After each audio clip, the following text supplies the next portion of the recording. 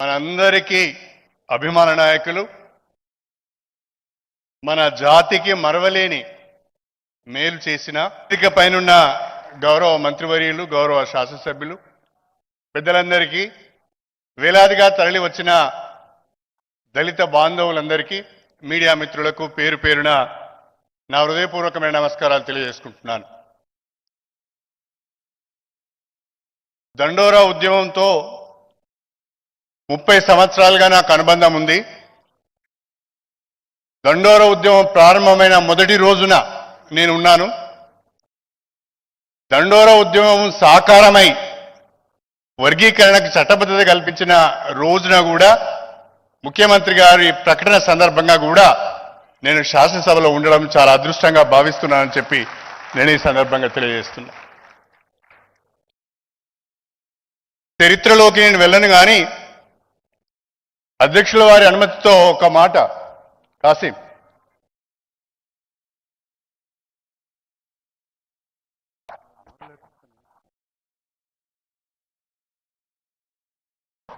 దయచేసి దండోరా ఉద్యమంలో అమరులైన మన సోదరులు, మన బిడ్డలు, వాళ్ళందరికీ కూడా నివాళులు అర్పించడానికి ఒక్క నిమిషం మనం మౌనం పాటిద్దాం.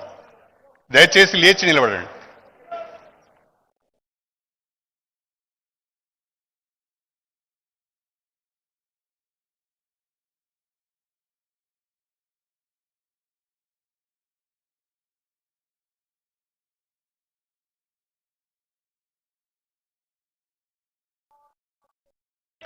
Thank you. Please be seated.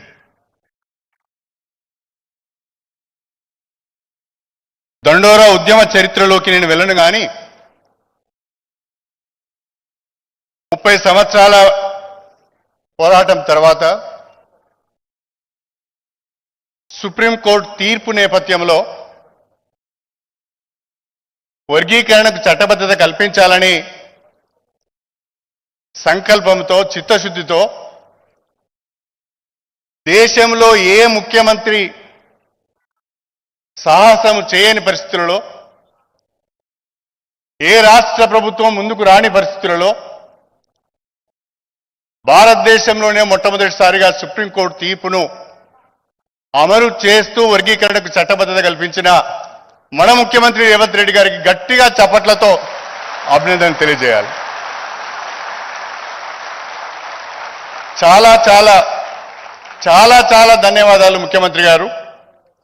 మీరు వర్గీకరణకు చట్టబద్ధత కల్పిస్తూ మీరు ప్రకటన చేసిన తర్వాత మీరు ఏ రకమైన రాజకీయ ఒత్తిడిని ఎదుర్కొన్నారో మాకు తెలుసు. నేను చాలా దగ్గరగా చూశాను. మీరు ఎందుకు మీ రాష్ట్రంలోనే తొందరపడి ప్రకటన చేస్తున్నారు? ఇది మొత్తం భారతదేశానికి సంబంధించిన అంశం. దీని ప్రభావం అన్ని రాష్ట్రాల మీద ఉంటుంది. మీరు తొందరపడి ప్రకటన చేస్తున్నారు అని చెప్పి అనేక మంది వారిపైన ఒత్తిడి తీసుకువచ్చినా, ఇది న్యాయమైన, చట్టబద్ధమైన, 30 సంవత్సరాలుగా నలుగుతున్న ఒక సమస్య. దీనికి పరిష్కారం తప్పకుండా కనుగొనాలి. కాంగ్రెస్ పార్టీ అనేక సందర్భాలలో వర్గీకరణకు కట్టుబడి ఉందని చెప్పాము. ఇప్పుడు వెనుగడుకు వేస్తే తప్పు చేసిన వాళ్ళం అవుతామని అందరినీ ఒప్పించి మెప్పించి వర్గీకరణకు చట్టబద్ధత తీసుకొచ్చిన వ్యక్తి రేవంత్ రెడ్డి గారు. వర్గీకరణకు చట్టబద్ధత కల్పించిన తర్వాత, మన జాతికి ఇంత మేలు చేసిన తర్వాత, ఎవరైనా మనకింత చిన్న సహాయం చేస్తేనే మనం మర్చిపోం. ఎవరైనా మేలు చేస్తే వారి గురించి ఒక మంచి మాట చెప్పాలని అనుకుంటాం. జాతికే మేలు చేసిన వ్యక్తి గురించి ఒక మంచి మాట చెప్పడానికి ఇన్ని రోజులు పట్టింది అంటే, ప్రొఫెసర్ కాసిం గారు చొరవ తీసుకొని ఇంత పెద్ద మేలు చేసిన మన జాతికి ఉపయోగకరమైన నిర్ణయం తీసుకున్న ముఖ్యమంత్రి గారికి ధన్యవాదాలు తెలుపుదామని వారు ముందుకు వస్తే, ఎన్ని రకాలుగా వారు ఇబ్బందులను ఎదుర్కొంటున్నారో నాకు తెలుసు. ఎన్ని రకాలుగా వారిని విమర్శించే ప్రయత్నం చేస్తున్నారు, ఎన్ని రకాలుగా వారిని ఇబ్బంది పెట్టే ప్రయత్నం చేస్తున్నారో మనం గమనిస్తున్నాం. మన జాతికి ఒక గొప్పతనం ఉంది. మాదిగా ఉపకులాలకు ఒక గొప్పతనం ఉంది. ఎవరైనా సహాయం చేసినా, ఎవరైనా మేలు చేసినా వాళ్ళని ఎన్నడూ మర్చిపోం మనం. అలాంటి సభ్యత సంస్కృతి ఉన్న జాతి మనది.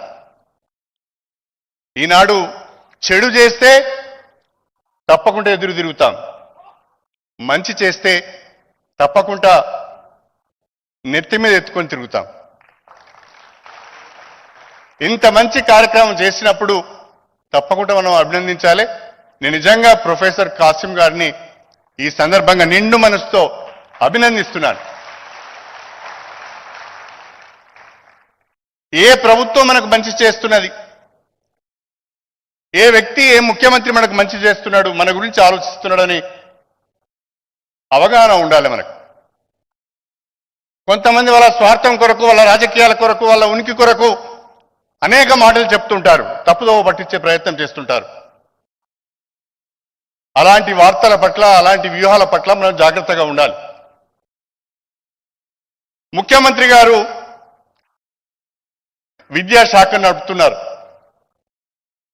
విద్యాశాఖకు మంత్రిగా ఉన్నారు. ఇవాళ దేశంలో ఎక్కడ లేని విధంగా మన తెలంగాణ రాష్ట్రంలో ఇంటిగ్రేటెడ్ రెసిడెన్షియల్ స్కూల్స్, ఒక్కొక్క కాంప్లెక్స్ లో 4 రెసిడెన్షియల్ స్కూల్స్, దాదాపు 2400 మంది చదువుకునే విధంగా షెడ్యూల్ కులాలు, షెడ్యూల్ తెగలు, మైనార్టీలు, వెనుకబడిన తరగతులకు సంబంధించిన బిడ్డలు కార్పొరేట్ స్థాయిలో విద్యను అందించే విధంగా వారు ప్రయత్నం చేస్తున్నందుకు నిజంగా మనం మనసారా అభినందించవలసిన అవసరం ఉన్నది. ఏనాడో పివి నరసింహరావు గారు, ఆ తర్వాత ఎన్టీ రామారావు గారు గురుకుల పాఠశాలలు పెట్టారు.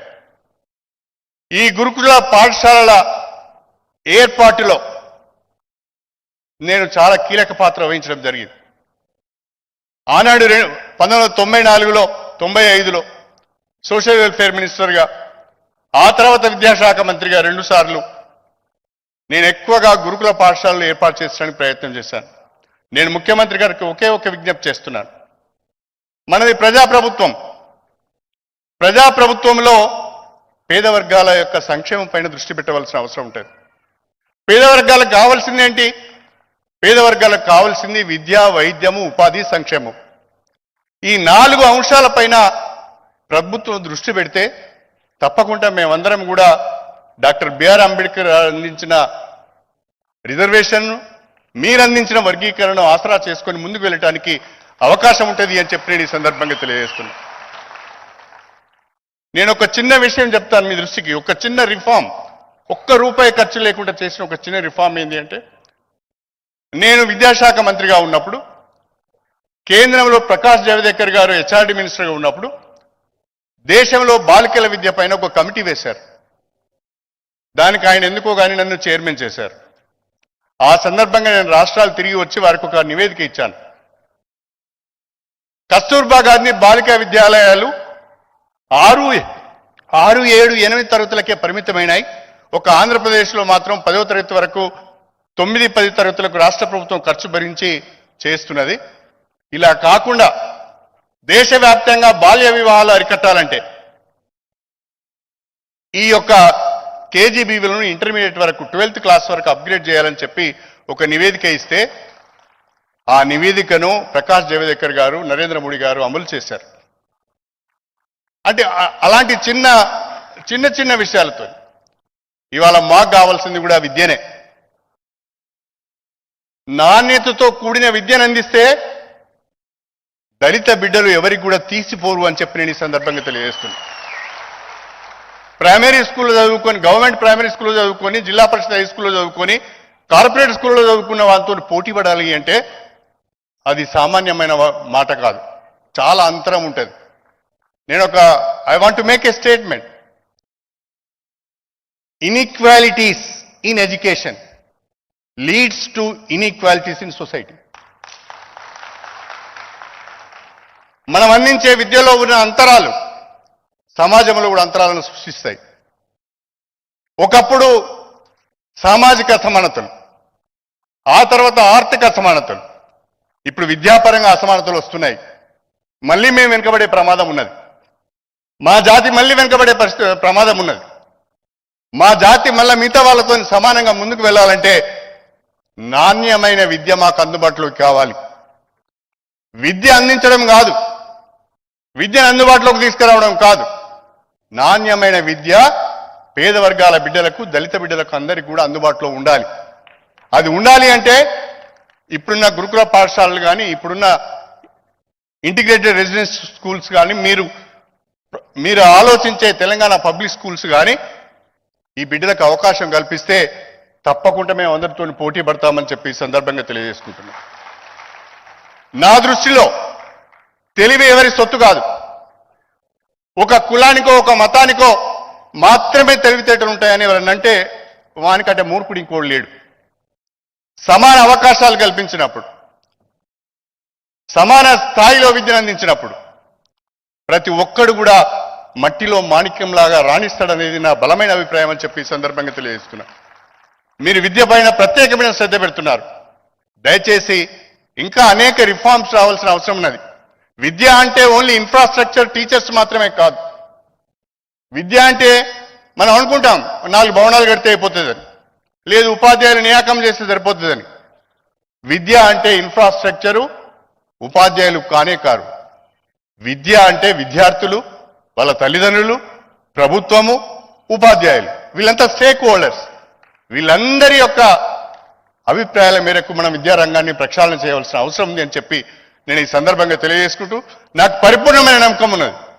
దళిత సంక్షేమం, విద్యారంగము, మీకున్న సంకల్పము తప్పకుండా రాబోయే రోజులు తెలంగాణ విద్యాపరంగా కానీ, దళిత సంక్షేమ పరంగా కానీ భారతదేశంలో అగ్రస్థానాన్ని నిలబడుతుందనే విషయాన్ని ఈ సందర్భంగా గుర్తు చేస్తూ, కాసిం గారు చెప్పిన 2 విషయాలు కూడా, ఒకటి అసైన్డ్ భూములపైన కొంచెం ప్రత్యేకంగా మీరు రివ్యూ చేయవలసిన అవసరం ఉన్నది. అసైన్డ్ భూములకు ఇంతవరకు పట్టాలు ఇవ్వడం లేదు, వాళ్ళు అమ్ముకోవడానికి కూడా అవకాశాలు రావడం లేదు. రెండవది లీడ్ క్యాప్ విషయంలో భూములన్నీ కూడా అన్యాక్రాంతమవుతున్నాయి. ఆ లీడ్ క్యాప్ భూములను కూడా మనము ప్రొటెక్ట్ చేసుకుంటూ లీడ్ క్యాప్ యాక్టివిటీస్ను కొనసాగించవలసిన అవసరం ఉందనే విషయాన్ని ఈ సందర్భంగా గుర్తు చేస్తూ, మరొక్కసారి మనందరం గట్టిగా చప్పట్లతో మన ప్రియతమ ముఖ్యమంత్రి గారికి ధన్యవాదాలు చెప్పుకుంటూ సెలవు తీసుకుంటున్నాం. ధన్యవాదాలు సార్. గౌరవ మంత్రివర్యులు అడ్లూరి లక్ష్మణ్ కుమార్ గారు వారి సందేశం ఇస్తారు. వారు సామాన్య ప్రజలకు దగ్గరుండటం వారి తీరు, సంక్షేమమే వారు.